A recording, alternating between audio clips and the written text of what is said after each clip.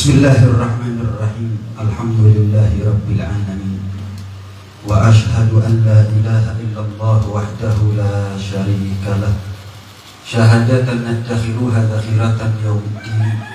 Wa ashhadu anna sayyidana Muhammadan abduhu wa rasuluhu afdalul anbiya wa sayyidul mursalin. Allahumma salli wa sallim wa barik wa karim wa majid wa azim ala sayyidina wa habibina wa syafi'ina wa qurrati a'yunina wa maulana Muhammadin wa ala alihi wa sahbihi ajma'in wa la hawla wa la quwwata illa billahil aliyyil azim. Amma ba'd. Assalamualaikum warahmatullahi wabarakatuh. Waalaikumsalam. Hadratal abaib, syibanana, aba'ana wa amamana a'lam sada alawiyin, semuanya yang kami hormati dan kami muliakan. Wa nakhussu bidzikir ala Habib Abdullah bin Alawi As-Segaf dan segenap habaib yang lain yang rasanya tidak sanggup Al-Fakir untuk menyebut satu-satu karena demikian banyaknya, tanpa sedikit pun mengurangi ta'zim dan hormat Al-Fakir kepada antum semuanya. Segenap masyayikh, alim ulama, tokoh masyarakat, tokoh agama setempat, semuanya yang kami hormati dan kami muliakan. Tak lupa kepada seluruh kepanitiaan dari majelis al-huda wa nakhussuh bidzikir kepada pengasuh beliau Al-Habib Al-Ustaz Ali bin Ajrus bin Agil, dan juga tak lupa kepada beliau Al-Habib Al-Ustaz Muhammad bin Abdul Masika. Semua hadirin yang mudah-mudahan beliau-beliau kita semuanya dipanjangkan umurnya oleh Allah. Amin. Dalam keadaan sehat walafiat, dalam keadaan taat kepada Allah, patuh kepada Rasulullah sallallahu alaihi wasallam. Amin ya rabbal alamin. Allah Subhanahu wa taala berfirman dalam Al-Qur'an, "Inna akramakum 'indallahi atqakum." Yang paling mulia di antara kita itu adalah siapa di antara kita yang paling bertakwa. Maka dalam satu kesempatan Rasulullah SAW menegaskan kepada kita satu hal. Bahkan beliau bersumpah, "Ama wallahi inni la akhsyakum lillah wa atqakum." Maka ketahuilah, demi Allah, aku bersumpah, akulah orang yang paling bertakwa kepada Allah. Akulah orang yang paling takut kepada Allah Subhanahu wa taala. Berarti yang paling mulia di sisi Allah adalah Rasulullah sallallahu alaihi wasallam. Dalam tafsir As-Samarqand diriwayatkan bahwa Sayyidina Ali bin Abi Thalib karramallahu wajhah itu kalau baca ayat laqad ja'akum rasulun min anfusikum, enggak dibaca min anfusikum, tapi dibaca min anfasikum. Telah datang seorang rasul dari yang paling mulia di antara kalian. Karena itulah enggak heran kalau Imam Muhammad bin Zaid Al-Busiri radhiyallahu anhu wa radha di dalam memperbandingkan antara kemuliaan para anbiya dengan Rasulullah SAW, maka singkat kata beliau mengatakan, wa kulluhum min rasulillahi multamisun ghafam minal bahri aw rashfam minal diyam. Semua nabi itu mulia, tapi kemuliaan mereka ketika diperbandingkan dengan kemuliaan Rasulullah hanyalah tetesan dibandingkan lautan, hanyalah butiran hujan dibandingkan derasnya hujan. Sallallahu alaihi wa ala alihi wa sahbihi wasallam. Nabi Adam itu dimuliakan oleh Allah. Dengan apa? Allah perintah malaikat sujud sama Nabi Adam. Tapi ketika Allah perintah malaikat sujud kepada Nabi Adam, Allah tidak ikut sujud. Tapi ketika Allah perintah malaikat untuk bersolawat kepada Nabi Muhammad, Allah terlebih dahulu menginformasikan kepada kita, innallaha baru wa malaikatahu. Allah baru malaikat yang demikian banyak bersolawat kepada Rasulullah SAW. Ketika Allah perintah malaikat untuk sujud kepada Nabi Adam, itu hanya berlaku seumur hidup sekali. Karena jelas Allah maha benar dalam firman. Ketika Allah mengatakan, wa idh qulna lil malaikati isjudu li adama fasajadu, fi'ilnya fi'il madhi, kata kerja lampau, intahal amr, sudah selesai masa para malaikat untuk sujud hormat kepada Nabi Adam. Tapi ketika satu pertanyaan tersebut kita arahkan pertanyaan yang sama kepada Rasulullah SAW, apakah ada malaikat yang sampai saat ini bersolawat kepada Rasulullah? Maka ketahuilah jawabannya bukan hanya ada, Tapi banyak. Malakun satu malaikat, malakan dua malaikat. Tapi kalau malaikatu innallaha wa malaikatahu, banyak. Para malaikat Allah ciptakan mereka secara khusus untuk bersolawat kepada Rasulullah SAW. Apakah sampai sekarang? Iya. Karena Allah berfirman bukan dengan menggunakan fi'il madhi, bukan sallallahu ala nabi, tapi yusalluna ala nabi. Fi'ilnya fi'il mudhari. Dari segi balaghah dikatakan ya dulu ala istilzam wa istimrar, menunjukkan makna kesenantiasaan Allah dan malaikat-malaikatnya entah mulai kapan dan entah berakhir sampai kapan bersolawat kepada Rasulullah SAW. Ketika Allah perintah malaikat untuk sujud kepada Nabi Adam, kita wajib iman sama Nabi Adam. Tapi kita tidak wajib membuktikan iman kita kepada beliau dengan sujud sebagaimana malaikat sujud. Tapi untuk Rasulullah SAW perlu pembuktian. Nggak cukup hanya mengatakan iman, nggak cukup hanya mengatakan cinta. Maka Allah tegur dan Allah sapa keimanan kita. Setelah Allah beritahukan kepada kita Allah dan malaikatnya bersolawat kepada beliau, baru Allah panggil kita. Allah tegur bukan ya ayuhan nas, tapi Allah tegur dan Allah sapa adalah keimanan kita. Artinya ada benang merah, ada keterkaitan yang kuat antara iman kepada Nabi, baru sallu alaihi wasallimu taslima, antara solawat dan menghaturkan sebaik-baik salam kepada Rasulullah. Itu adalah bukti keimanan seseorang. Jarang dia solawat, mungkin dia punya iman, tapi imannya masih berupa benih. Tapi semakin dia banyak bersolawat, ibarat benih untuk dia siram setiap hari, dia pupuk dan dia rawat, sehingga syafaat adalah buah yang dia hasilkan nanti ketika ada di akhirat.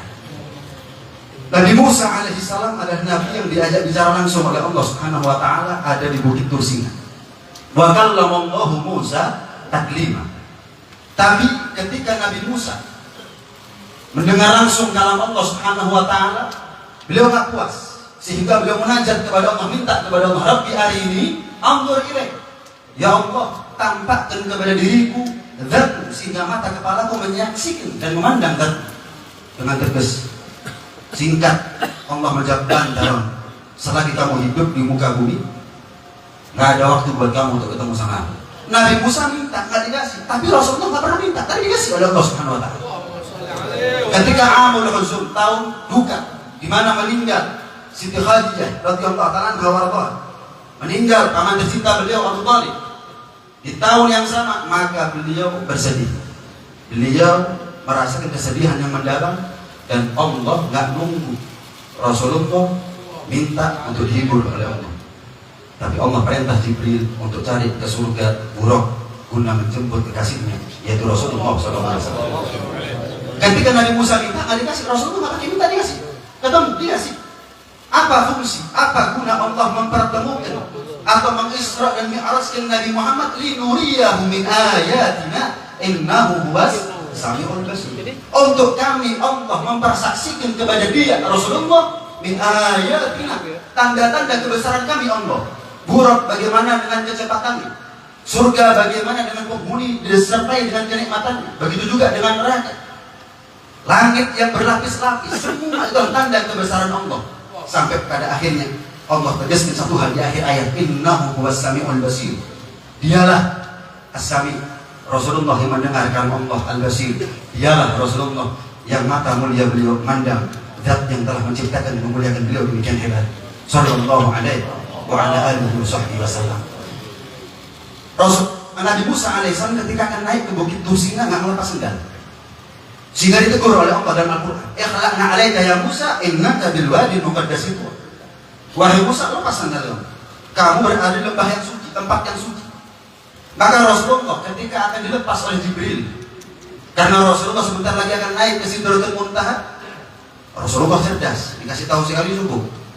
Nabi Musa pernah ditegur oleh Allah karena nggak melepas sandal ketika akan naik ke Sidratul Muntaha, tempat yang suci. Maka Rasulullah berinisiatif untuk melepas sandalnya sebelum ditegur oleh Allah Subhanahu wa taala. Tapi justru ketika beliau akan melepas sandalnya, justru ditegur oleh Allah Subhanahu wa taala. Mada taf'al ya Muhammad? Apa yang kamu lakukan wahai Muhammad? Aku lepas sandalnya. Musa hanya ke Bukit Tursina, kau perintah lepas sandalnya ya Rabb. Maka tentu Sidratul Muntaha ada tempat yang lebih layak untuk aku lepas sandalku. Perhatikan bagaimana Jawaban Allah Subhanahu wa taala, wahai Muhammad ketahuilah, Musa kamu. Sallallahu alaihi Nabi Muhammad. Musa, kamu beda wahai Muhammad. Kemudian ya Rob, pakai itu sendal sampai ke situ tuntas. Ibarat kata kalau kita memuliakan tamu, saking kita memuliakannya kita katakan nggak usah dilepas sandalnya. Kalau kita kedatangan tamu, mungkin orang tua kita atau guru kita, mungkin kita saking memuliakannya kita katakan pakai sesendal-sendalnya.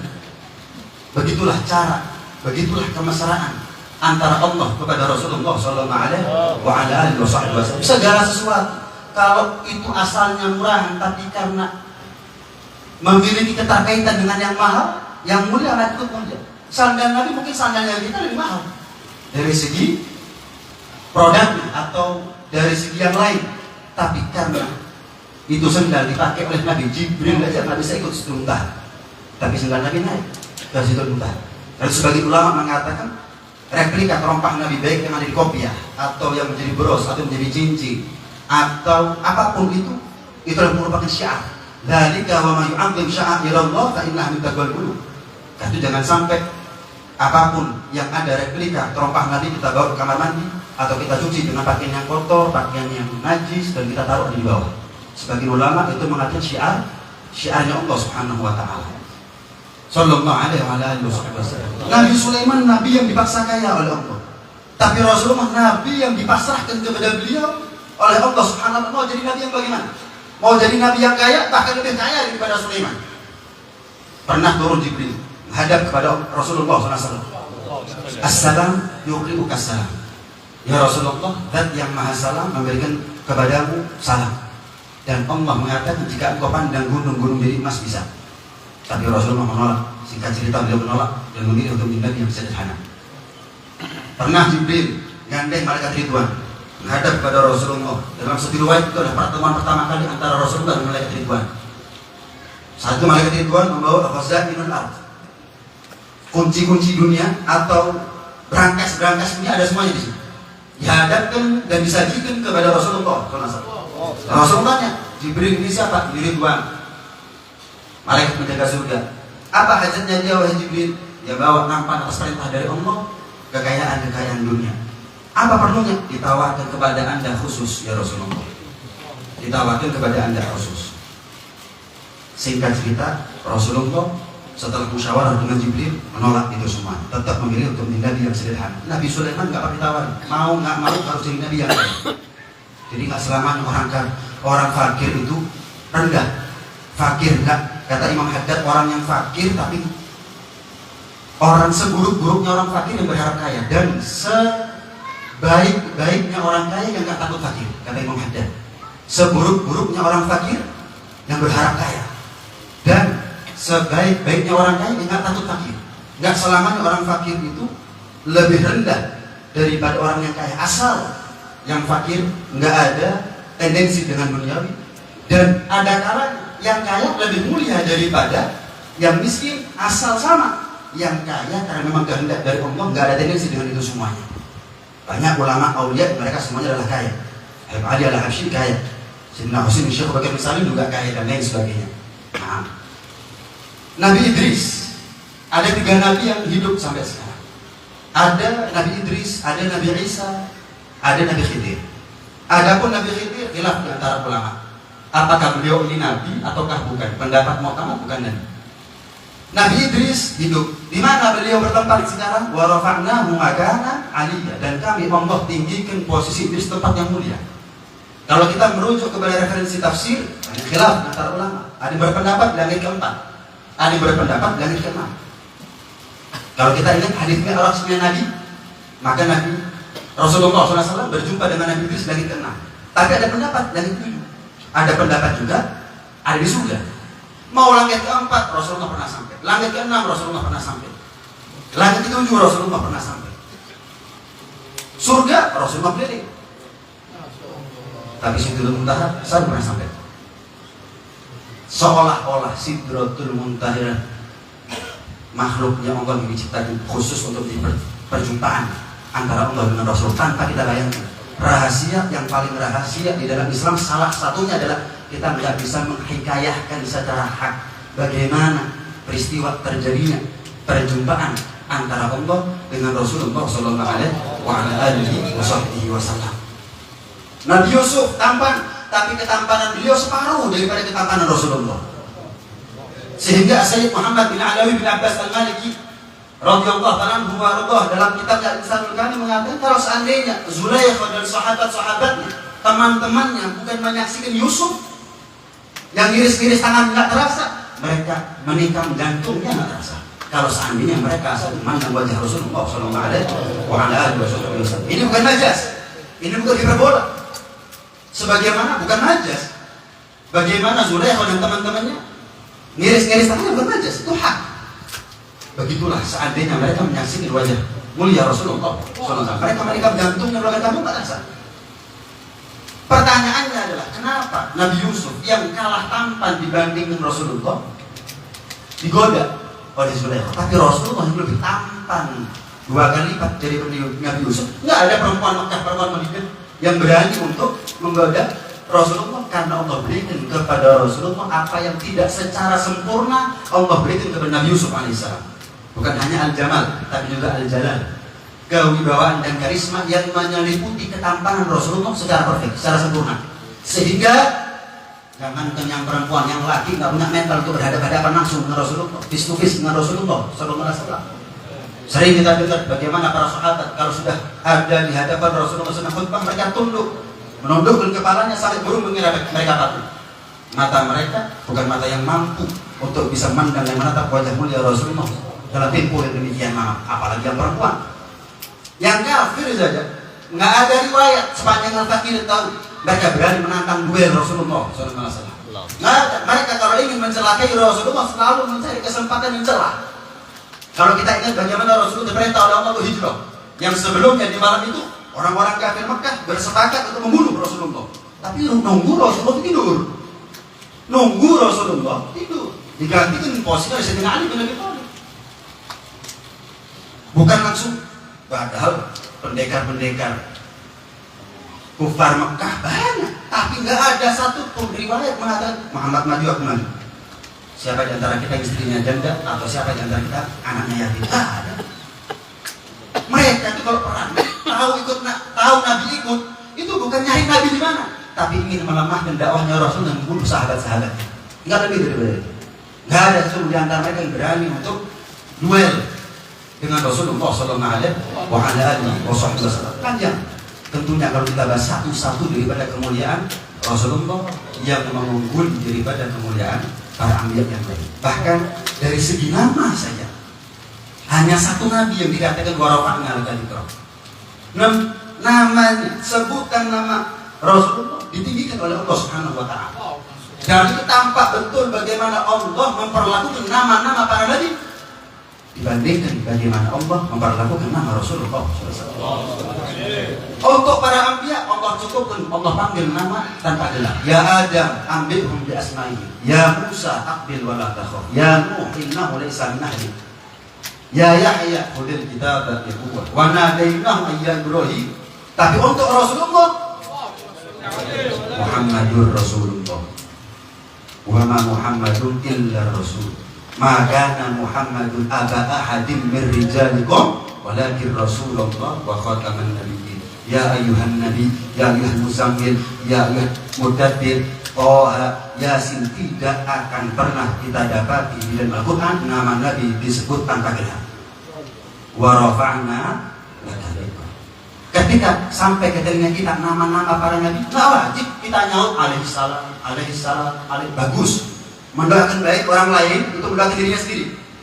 Lantas bagaimana bisa kita bayangkan kalau kita yang doakan adalah para anbiya alaihissalam bagus, tapi nggak ada kewajiban. Kalaupun nggak ada resiko dosa, nggak ada resiko neraka, nggak wajib. Tapi untuk Rasulullah celah.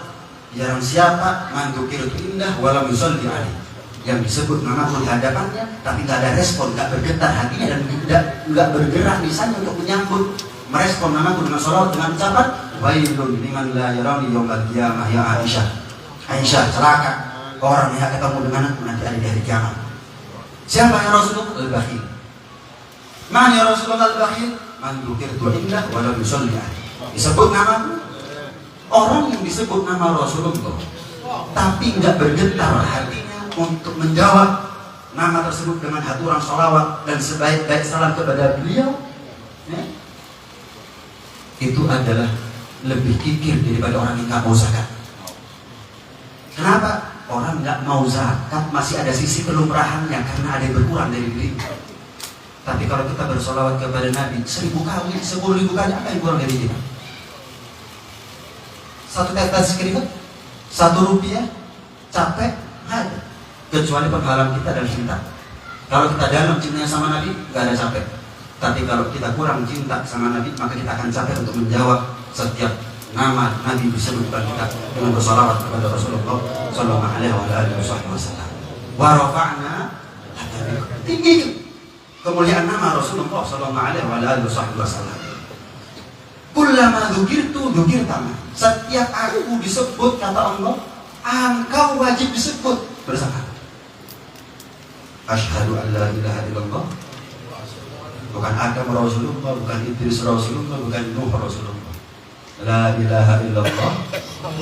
Bukan Adam Rasulullah, bukan Idris Rasulullah, bukan Ibrahim Rasulullah, Muhammad Rasulullah. At-tahiyyatul mubarakatus shalawatut thayyibatu. Setelahnya Assalamualaikum ayuhan nabi wa rahmatullahi wa barakatuh. Wa rafa'na laka dzikra. Ya. Kalau kita peka betapa luhur nilai kemuliaan Rasulullah, betapa tinggi kemuliaan beliau di sisi Allah Subhanahu wa taala. Kita ketika sholat, semua nabi kita sebut nama mereka dalam sholatnya kita, tapi nama Rasulullah lupa, gak kita sebut dalam sholat, batal sholatnya kita. Seandainya kita sholat ketika tasyahud akhir, kemudian misal kita ucap Allahumma sholli ala sayyidina Muhammad wa ala ali sayyidina Muhammad, terus salam, sah gak sholatnya dia? Sah. Nabi Ibrahim, ketahuilah tidak ada satupun nabi yang disebut namanya sekalipun Nabi Ibrahim kecuali di belakang nama Rasulullah. Seandainya nama Nabi Muhammad tidak wajib disebut dalam sholat, bisa tidak ada satupun nabi yang layak untuk nama mereka disebut dalam sholat. Wajib disebut nama Rasulullah. Yang lain buntut mengekor dengan kemuliaan Rasulullah. Walaupun kita tahu bagaimana kenapa kok hanya Nabi Ibrahim yang disebut di dalam sholat. Karena jelas Nabi Ibrahim mengirim salam kepada kita ketika Mi'raj, dan ketika Nabi Ibrahim selesai membangun Ka'bah, Nabi Ibrahim bukan hanya mendoakan umatnya, tapi Nabi Ibrahim juga mendoakan Nabi Muhammad, keluarganya, dan juga umatnya semuanya. Kita kalau sholat secara fikih, Allahu Akbar, ada tamu, Assalamualaikum, kita jawab Waalaikumsalam. Bahkan nggak sholatnya? Tidak ada satu nabi. Justru kita wajib lempar salam, bukan jawab salam. Justru kita wajib memulai salam kepada beliau. Dan kafnya kaf khitab, bukan assalamualaikum. Kata ganti orang kedua, berarti ada lawan bicara walaupun kita nggak lihat. Assalamualaikum ayuhan nabi wa rahmatullahi wa barakatuh. Penghormatan kepada Allah tidak akan diterima oleh Allah tanpa harus kita mengucapkan salam kepada Rasulullah. Anta babullah. Fa ayyum ri'in ata min ghairika la yadkhul. Sallallahu alaihi wa alihi wasallam. Terakhir, hadirin sekalian hadirin Allah Subhanahu wa taala. Kita kalau punya anak, dikasih nama siapapun anak kita, putra-putra kita dengan nama-nama para nabi bagus. Tapi sepanjang kita kita tahu nggak ada keutamaan khusus. Oh, kalau kasih nama fulan begini, dari mana nama para nabi ada. Tapi untuk nama Rasulullah banyak. Riwayat khusus banyak. Di antaranya Imam Malik bin Anas, beliau mengatakan sami'tu ahlal Madinah yaqulun. Aku pernah mendengar ulama Madinah mengatakan, "Ma min ahli baiti wa fihi man ismuhu Muhammad." Enggak ada rumah jika ada satu saja di antara rumah tersebut penghuni yang bernama Muhammad illa kecuali ruziqu rizqa khair.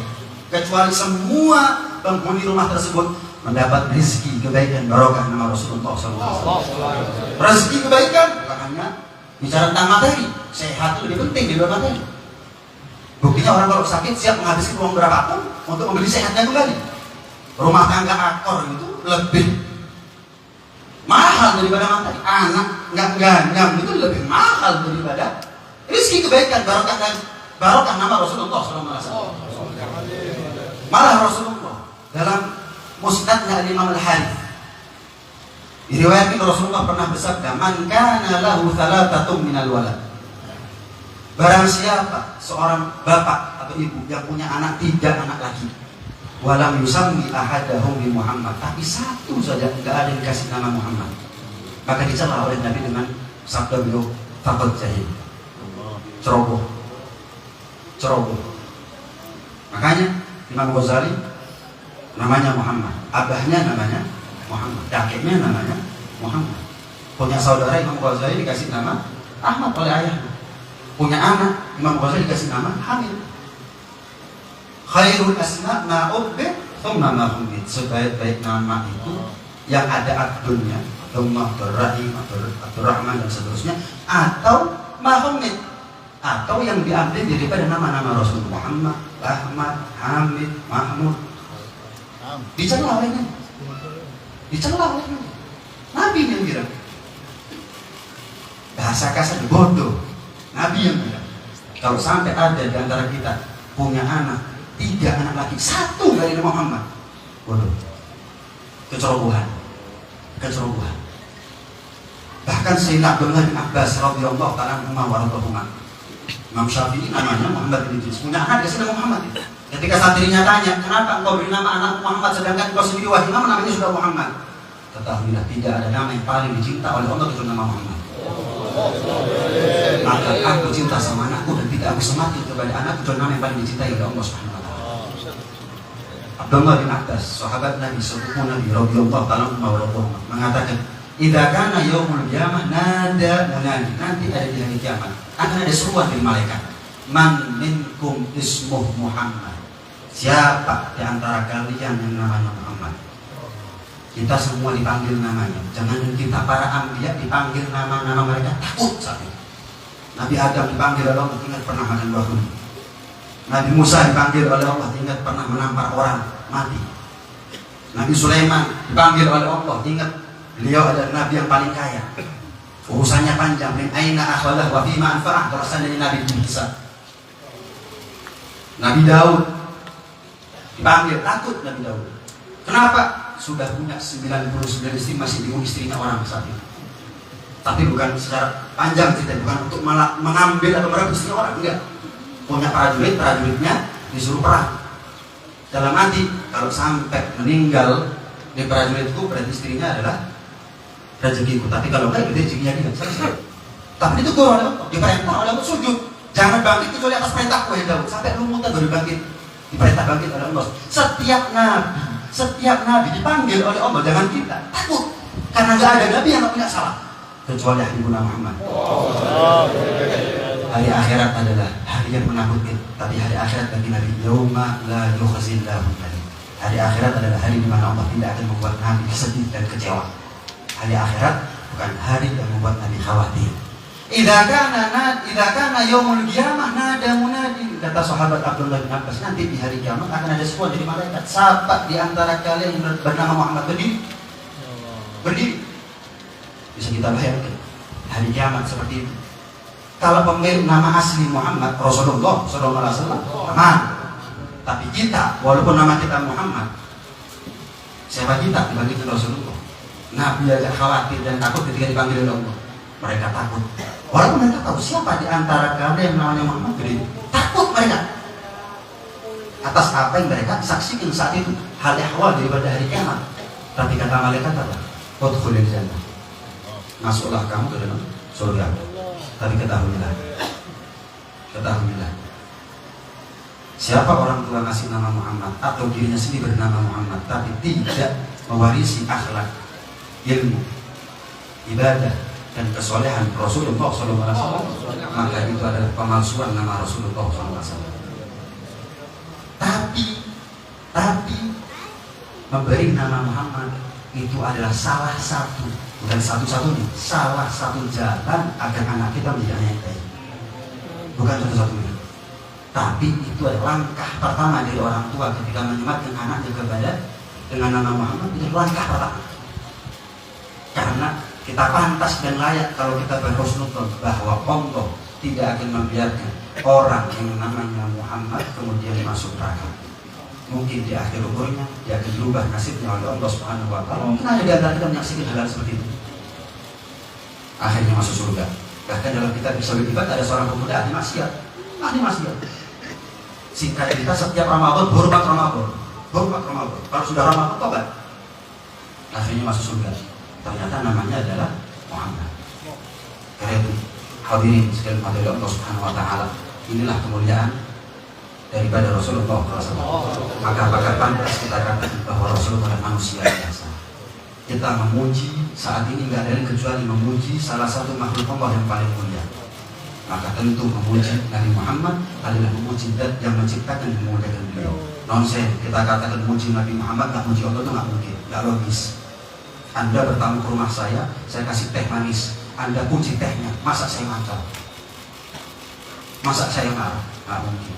Muji Nabi itu muji Allah, karena Nabi tidak mulia dengan sendiri dan tidak wujud dengan sendiri. Ada yang menciptakan dan ada yang tidak. Otomatis kalau kita muji pelangi aja karena Allah, apalagi muji Rasulullah SAW. Kita duduk sekarang ada yang merangkak wa amma bi ni'mati rabbika hadith. Kita duduk sekarang dalam rangka qul bi fadlillah wa bi rahmatihi fa bidzalika falyafrahu. Maka beruntunglah buat kita yang diberi taufik, hidayah, kemudahan untuk bisa mengagungkan syiar Allah yang paling utama, yaitu adalah baginda besar Habibullah Muhammad sallallahu alaihi wasallam. Mudah-mudahan dulu kita sekarang mendapat ridho dari Allah dan nafkah khassah daripada Rasulullah SAW, dan mudah-mudahan kita mendapatkan sir asrar nafahat daripada wali mudah-mudahan Habibullah bin Al-Haddad, dan mudah-mudahan kita semuanya sebagaimana saat ini ya, pertemuan ini mudah-mudahan menjadi tanda awal bahwa kita akan bertemu dengan Nabi SAW. Ya Rasulullah SAW.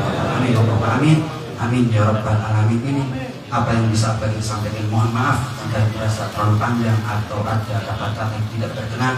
Sekali lagi saya mohon maaf yang sebesar-besarnya. Agar ini wa hadza ma'aqulu lakum wa lakum. Wassalamualaikum warahmatullahi taala wabarakatuh. Waalaikumsalam warahmatullahi